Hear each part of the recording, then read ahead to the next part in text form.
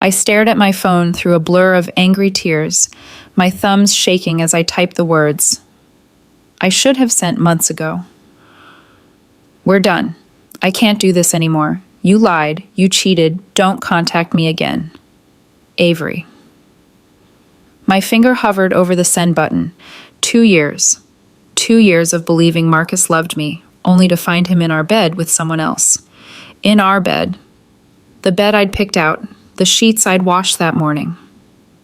Send it, my roommate Jade urged from the kitchen doorway, coffee mug in hand. He doesn't deserve a goodbye, but you deserve to be done with his ass. She was right. I hit send before I could second guess myself, then immediately dropped my phone on the couch like it had scorched my palm. There, done. I never have to see Marcus's lying face or hear another excuse again. I grabbed the wine bottle from the coffee table, pouring myself half a glass. I'm done with relationships. Completely done. I'm getting a cat, maybe 3 cats. Cats are judgy, though. Jade picked up my phone, glancing at the screen. But I support your— Wait, Avery. Avery. What? I looked up from aggressively drinking my wine. You sent it to the wrong number. My stomach dropped. What? She turned the screen toward me. The number was 1 digit off from Marcus's. 1 single digit, and someone had already responded. Wrong number. But come over. I'll make you forget him. Unknown. Oh my God. I grabbed the phone. Oh my God. I sent my breakup text to a complete stranger. Before we dive deeper, don't forget to subscribe, like this video, and tell me in the comments where you're watching from. Your support keeps these stories alive, and trust me, you won't want to miss what happens next. A complete stranger who just invited you over. Jade sat down next to me, reading over my shoulder. I'll make you forget him? That's either serial killer energy or serious confidence, maybe both. This is humiliating. I was already typing an apology. I'm so sorry. That text wasn't meant for you. Please ignore it. His response came within seconds. Why would I ignore the most interesting thing that's happened to me all week? Tell me about him. The man's stupid enough to lose you. I stared at the message. Okay, he's either dangerous or really, really bored. Or interested. Jade refilled my wine glass. Come on, what's the harm? You're never going to meet him. Might as well vent to a stranger. It's cheaper than therapy. She had a point. Against every instinct screaming at me to stop, I typed back. 2 years together. Came home early and found him in our bed, with his assistant, the one he said I didn't need to worry about. Let me guess. He said it meant nothing? That you were overreacting? That it was a mistake? I actually laughed, even though tears were still wet on my face. All of that, plus, it's not what it looks like, while they were literally still in the bed. Men are predictable. Also idiots. You deserve better than that. Everyone keeps saying that. Doesn't make it hurt less. No, but it makes moving on easier. What's his name? I know people. 1 phone call and his car won't start for a week. 2 calls and his credit cards get declined everywhere. 3 calls and he wakes up somewhere very far away with no memory of the last 48 hours. I stared at the screen, genuinely unsure if he was joking. Jade burst out laughing. Okay, he's either actually connected or has the best dark humor I've seen. Either way, I'm entertained. She topped off both our glasses. Ask him if he's serious. Are you joking? Or are you actually offering to ruin my ex's life? Little bit of both, but if you want him inconvenienced, I can arrange it. If you want him to regret every choice he's made, that takes more planning. If you want him gone entirely, we'd need to discuss terms. You're insane. I'm efficient. There's a difference. So what'll it be? Door 1, 2, or 3? Despite the fact that my life had imploded 3 hours ago, I was smiling. This complete stranger was ridiculous and possibly dangerous, and definitely not someone I should be talking to while wine drunk and emotionally shattered. I just want him to realize what he lost, to see me happy without him and know he destroyed the best thing he had. Boring but healthy. Fine. We'll do this the right way. Step 1. Stop wasting tears on someone who didn't value them. Step 2. Get dressed. Go somewhere that makes you feel powerful. Step 3. Block him everywhere so he can't crawl back. Step 4. Live well. That's the best revenge. You sound like you've done this before. I've seen it done. The right way and the wrong way. Trust me, living well destroys men like him more than anything violent ever could. Plus, it's legal, which saves paperwork. Who are you? Someone who hates seeing people settle for less than they deserve. Now, have you eaten today? The question caught me completely off guard. What? Food. Have you consumed actual food today? Or just wine? Just wine. Terrible strategy. You need to eat. What's nearby? I'll have something sent over. You can't just order me food. I don't even know your name. Which is exactly why you should let me.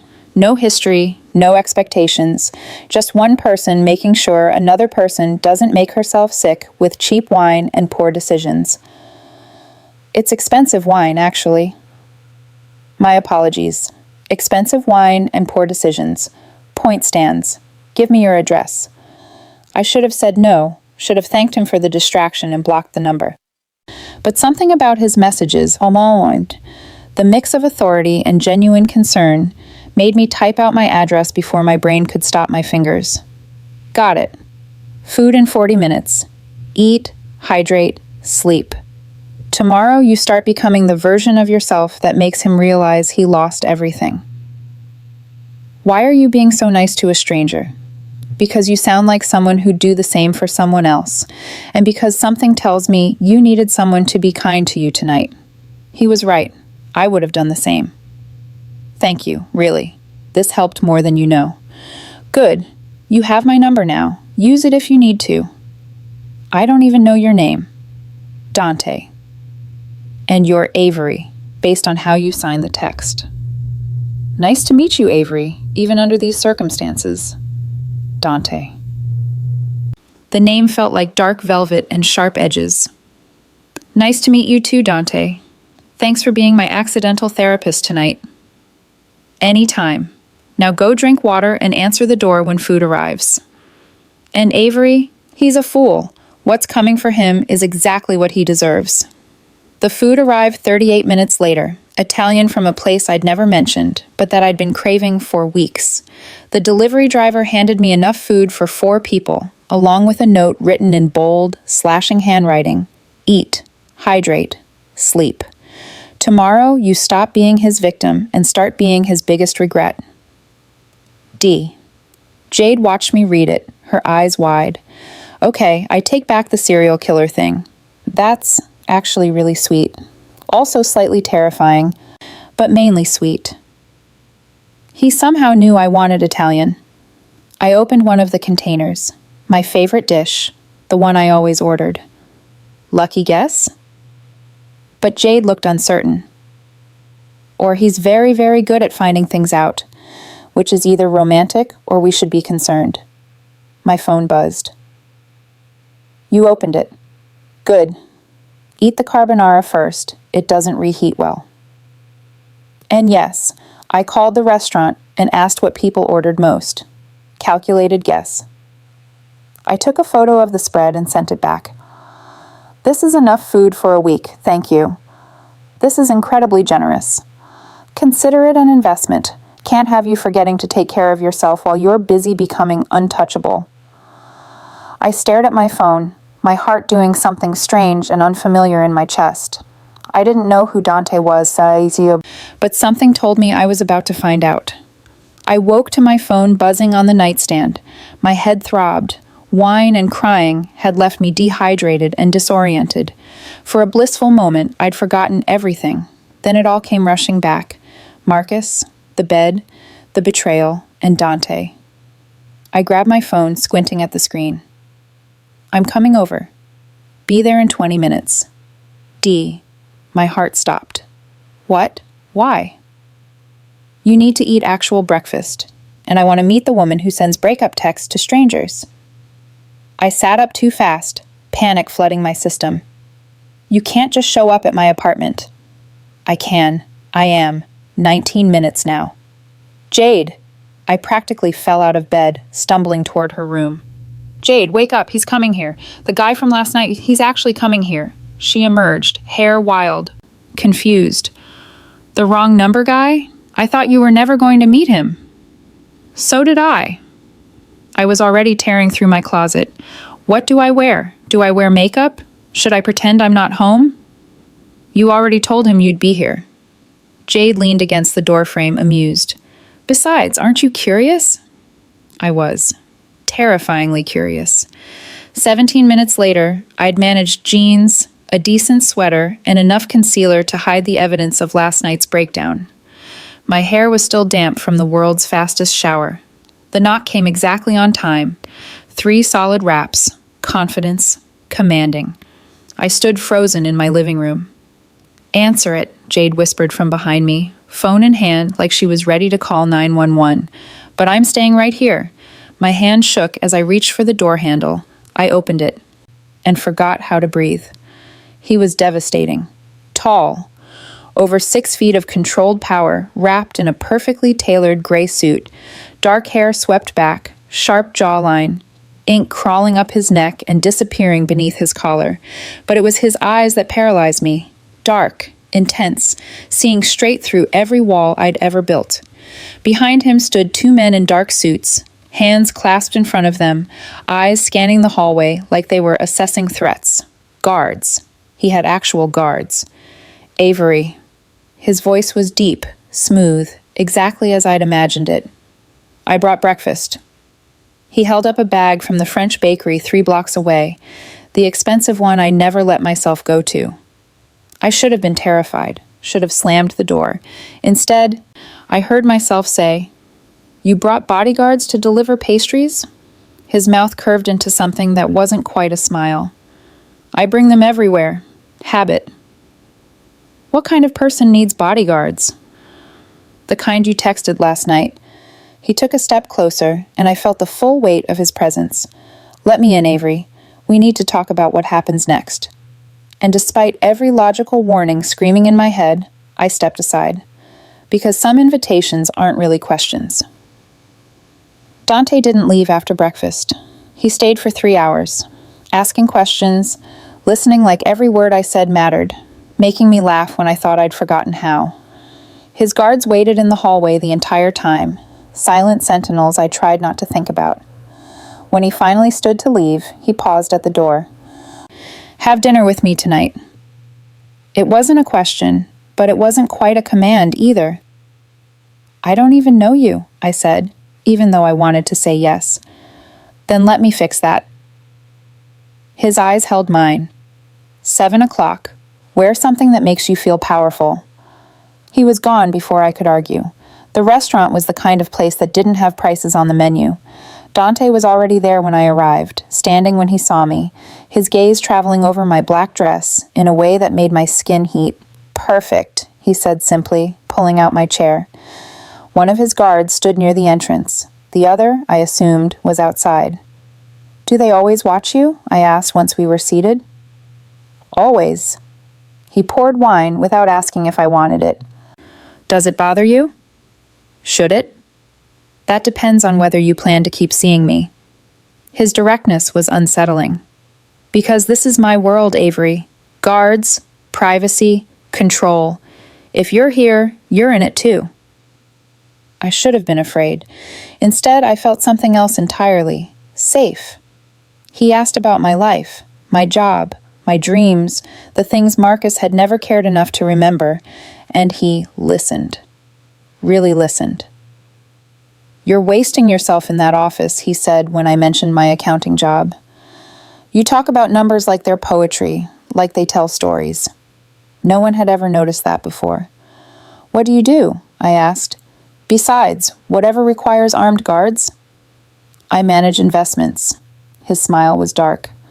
And I protect what's mine. The way he said mine made something low in my stomach tighten. We talked through 3 courses. Time disappeared. When he reached across the table and took my hand, I didn't pull away.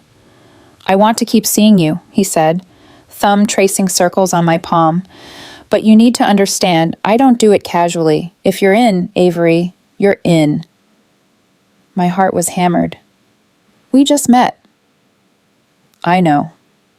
His grip tightened slightly. And I already know I'm not letting you go.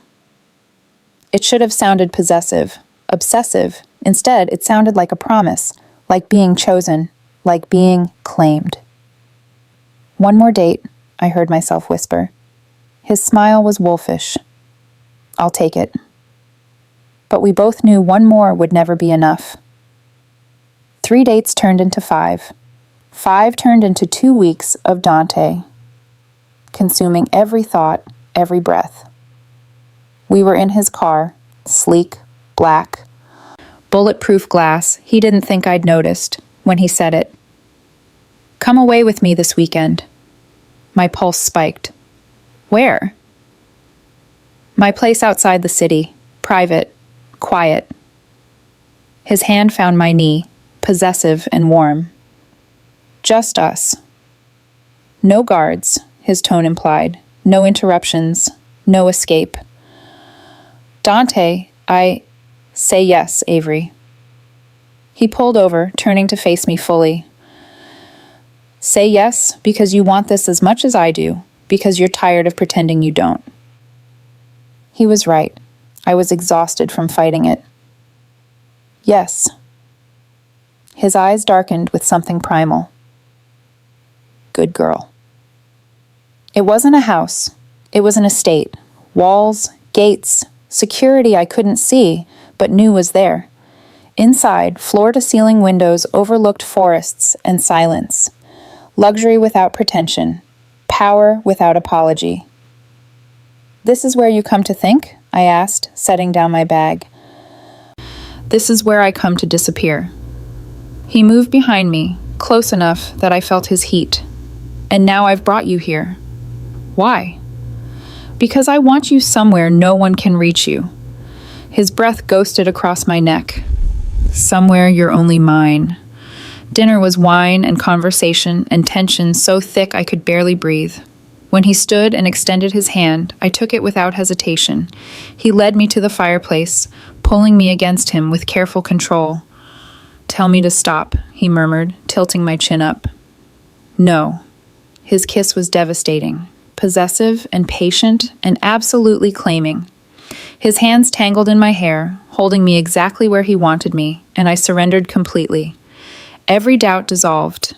Every wall crumbled. When he pulled back, his thumb traced my swollen lips. You're mine now, he whispered. Say it. Yours. The word felt like falling. He carried me upstairs. Effortless strength. Total control. His bedroom was dark and masculine and overwhelming. I need you to understand something, he said, laying me down gently. After tonight, there's no going back. You'll be mine, completely. I know. And you still want this? Yes. His smile was wicked. Then let me make you forget everything before me. His hands mapped every inch of my skin. His mouth followed. Every touch was deliberate, worshipful, claiming. When he finally made me his, I understood what he meant. There was no going back. Marcus was a ghost. My old life, a memory. There was only Dante now, and the terrifying perfection of belonging to him. We didn't leave the estate. 2 days of tangled sheets and whispered confessions.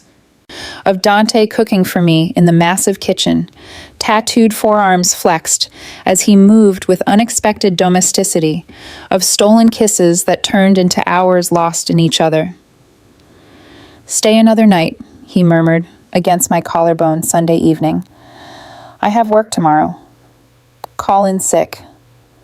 His teeth grazed my skin. I'm not done with you yet. I called in sick. Monday morning, we sat on his balcony, overlooking endless trees, coffee steaming between us. Tell me something true, I said. Something you don't tell anyone. He was quiet for a long moment, jaw tight. I don't love. His voice was rough. I never have. Couldn't afford to in my world. Love is a liability, a weakness. My chest tightened. Why are you telling me this? He turned to face me, eyes burning with something raw. Because you changed that. His hand cupped my face. I don't know when it happened. Maybe that first text. Maybe when you opened your door and looked at me like I wasn't a monster. But Avery, He stopped, the words seeming to cost him. I love you. Completely. Destructively. In a way that probably isn't healthy. Tears blurred my vision. Dante, you don't have to say it back. I just needed you to know that I'm all in, irrevocably. I love you too. The words escaped before I could stop them, but they were true, terrifyingly, recklessly true. You don't know what you're saying, he said carefully. You don't know what loving me means. Then tell me. It means danger. It means my enemies become yours. It means living behind walls and guards and never feeling completely safe again. His grip tightened. It means I'll burn down the world before I let anyone hurt you. I should have been terrified. I choose you anyway. His kiss was fierce, claiming, desperate. Say it again, he demanded from my mouth. I love you. Again. I love you, Dante. He pulled me into his lap, forehead pressed to mine. Then you're mine, completely. No half measures, no backing out. I know. I'll protect you from everything, except me. I'm too selfish to let you go. Good. I kissed him slowly. Because I'm too far gone to leave. We stayed wrapped in each other as the sun set, both knowing we'd just made a choice that would change everything. We chose danger over safety. Obsession over reason. Each other over everything else. And there was no going back. We were back at his city penthouse when everything shifted. Dante stood at the window, shoulders tense, staring at the skyline like it held answers. There's something you need to know. His voice was carefully controlled. Something I should have told you before. He stopped. Before you said you loved me. Dread coiled in my stomach. What is it? He turned, and I'd never seen him look uncertain before. My family name is Marino. Does that mean anything to you? I shook my head. Good. It shouldn't. He moved closer, eyes dark. My family controls most of this city, Avery. Shipping, construction, transportation, businesses both legal and not. Understanding crashed over me. You're Mafia. The word hung between us like a blade. My father built an empire. I inherited it. The guards, the security, the control. It's not paranoia, it's a necessity. My legs felt weak. I sat down hard on his couch. The investments you manage, some are legitimate, many aren't.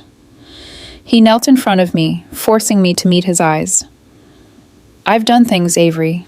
Terrible things to protect what's mine, to maintain power. I'm not a good man. Have you killed people? His silence was answer enough. I should have run, should have screamed. Why are you telling me this now? Because I love you. His hands gripped my knees. And you deserve to know what you're choosing. Who I really am. The blood on my hands. My mind raced. Every instinct screamed danger, but I thought about the way he looked at me, the way he listened, protected, cherished. If I leave, I whispered, I'll let you go. Pain flashed across his face. I'll make sure you're safe, that no one from my world ever touches you. You'll disappear, and I'll spend the rest of my life knowing I lost the only good thing I ever had. And if I stay, then you're in this, fully. You'll live in my world, with all its darkness and danger. You'll be protected, worshipped, and loved obsessively. But you'll never be completely safe again. My heart hammered against my ribs. I stood, moving to where he knelt. I'm not naive, Dante. I know what this means. I cupped his face, feeling the tension in his jaw. I know the man you are, the violence, the power, the danger. Avery, and I'm staying. His eyes closed, relief and disbelief warring on his face. You're sure? Terrified, but sure. I pulled him up, pressing against him. I choose you. All of you. Even the dark parts. He crushed me against him, face buried in my hair. Then you're mine, he breathed. In every way that matters. I'd just chosen darkness over light. And I'd do it again. I was leaving my office building when Marcus appeared. 3 weeks had passed since I'd chosen Dante's world. 3 weeks of living between two realities, my normal job by day, Dante's dangerous empire by night. Avery, please, just hear me out. Marcus looked terrible, hollow-eyed, desperate, nothing like the confident man who'd destroyed me. There's nothing to say. I kept walking toward the car Dante sent every evening. I made a mistake, the biggest mistake of my life. He grabbed my arm. I love you. I never stopped. She meant nothing. Let go of me. 5 minutes. That's all I'm asking. The lady said let go. The voice was cold, lethal. Dante emerged from the car, flanked by both guards. His eyes were flat, emotionless, the look of a man who'd ended lives without hesitation. Marcus dropped my arm immediately. Dante moved between us with predatory grace, positioning himself like a wall. You're Marcus. It wasn't a question. The ex-boyfriend. Who the hell are you? Someone who values her more than you ever did. Dante's smile was terrifying. Here's what's going to happen. You're going to walk away. You're never going to contact her again. You're never going to look at her, think about her, or speak her name. You can't tell me. Dante moved so fast I barely saw it. One moment Marcus was standing, the next, he was against the wall, Dante's hand around his throat. I'm telling you once. Dante's voice was eerily calm. Walk away, or I'll make you disappear so completely, no one will ever find enough of you to bury. He released Marcus, who crumpled, gasping. Run, Dante said softly. Marcus ran. In the car, silence stretched between us. I'd just watched Dante threaten to murder someone, over me. Are you afraid of me now? He asked quietly, not looking at me. Yes. His jaw tightened, but I also feel safer than I've ever felt in my life. I reached for his hand. Is that wrong? Probably. He laced our fingers together. Does it change anything? No. 2 days later, Dante came home with blood on his knuckles. I was at his penthouse. I'd been staying there most nights now, when he walked in at 2 a.m. What happened? Your ex didn't listen. He moved to the bar pouring whiskey. He showed up at your office again, waited for you. My blood ran cold. Dante, what did you do? What I had to. He downed the drink. He's alive. Barely. But he won't be bothering you again. Ever. I should have been horrified. Should have demanded details. Called the police. Run. Instead, I crossed to him, taking his damaged hand in mine. Let me clean this. He pulled me against him roughly, desperately. I'm a monster, Avery. You know that now. You're my monster. I kissed his bloodied knuckles. And I'm not leaving. His kiss was bruising, possessive, almost violent. Because I'd just proven I could love a dangerous man. And he'd just proven he'd destroy anyone who threatened me. Pack your things. Dante stood in my apartment doorway 3 days after the Marcus incident, expression brooking no argument. What? You're moving in with me. Today. His eyes were hard. Word's out that you're mine. Staying here alone makes you a target. Jade watched from the couch, concern written across her face. A target for what? My voice shook. For people who want to hurt me. He moved closer, cupping my face. I have enemies, Avery, and now that they know you matter to me, your leverage, I won't risk it. So I just give up my life? You get a new one, with me, protected. His thumb traced my jaw. This isn't a request. I looked around my small apartment, my independence, my freedom, my old life, then at Dante, dangerous, possessive, completely devoted. Okay. Moving into Dante's world was like entering a fortress. Security codes, cameras, guards at every entrance. My phone was replaced with an encrypted one. A driver took me everywhere. I was never alone. This is temporary, Dante assured me, watching me adjust. Until the threats are neutralized. But we both knew this was forever. At dinner with his inner circle, men with hard eyes and expensive suits, I felt their assessment. The boss's woman, the weakness they'd exploit if given the chance. Dante's hand never left mine, a silent declaration of ownership and protection. She's untouchable, he said to the room. Anyone who even looks at her wrong answers to me personally. The message was clear. 2 weeks in, everything changed. I was in Dante's office when his second-in-command, Marco, burst in. We have a problem. The Volkov family knows about her. Dante's expression went arctic. How much do they know? Everything. Name, history, where she works. They sent this. Marco handed over a photograph of me. Leaving Dante's building, yesterday. My blood turned to ice. Get everyone here, now. Dante's voice was lethal and calm. He turned to me. Avery, go upstairs. Don't come down until I get you. What's happening? War. He kissed me hard, desperately. Stay inside. Trust no one but me. Hours later, Dante returned. Blood on his shirt, exhaustion in his eyes. I ran to him, checking for injuries. I'm fine. They're not. He pulled me close. This is your life now, Avery. Danger, violence, always looking over your shoulder. I can still get you out. Witness protection, new identity, far away from all of this. No. Avery, I said no. I gripped his shirt. I chose this. I chose you. I'm not running. You could die in my world. Then I die knowing I lived more intensely with you than I ever did before. I kissed him fiercely. I'm yours, Dante, completely, no matter what comes. His arms crushed me against him. Then you're mine forever, he breathed. My woman, my weakness, my everything. That night, wrapped in Dante's arms, I understood the truth.